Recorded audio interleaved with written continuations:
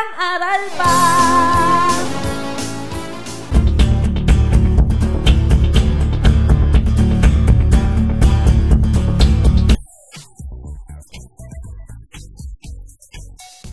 Masayang binati ng ilang mga mag-aaral ang kanilang mga guro bilang pakikiisa sa pagdiriwang ng National Teachers Month.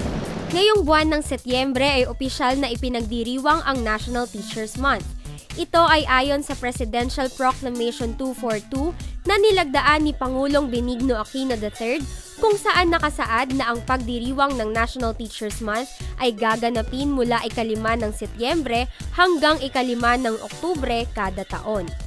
Ayon pa kay Secretary Armin Luistro, sa ipinalabas na Memorandum No. 96 ng DepEd, ang National Teachers Month ay isang selebrasyon na taunang ipinagdiriwang para mabigyang halaga ang kadakilaan at pagsisikap sa pagtuturo ng mga guro.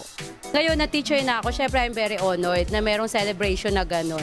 I'm looking forward dun sa mga student ko na bigyan ng appreciation yung mga ginagawa kong effort para sa kanila. Matatandaan rin na noong nakaraang taon, kaalinsabay ng pagdiriwang ng National Teachers Month ay isang panukalang batas ang isinusulong ni Senator Sonny Angara sa Senado, ang Senate Bill No. 61, na naglalayong maitaas ang sweldo ng mga pampublikong guro mula sa salary grade No. 11 paakyat sa salary grade 19.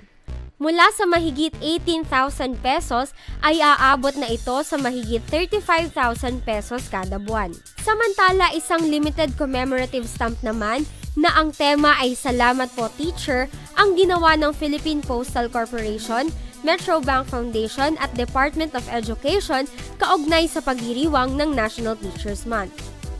Tunay ngang ang mga guro ay maituturing natin bilang ating pangalawang mga magulang, kaya naman marapat lamang na sila'y pasalamatan at pahalagahan. Casey Paler para sa Newsfeed.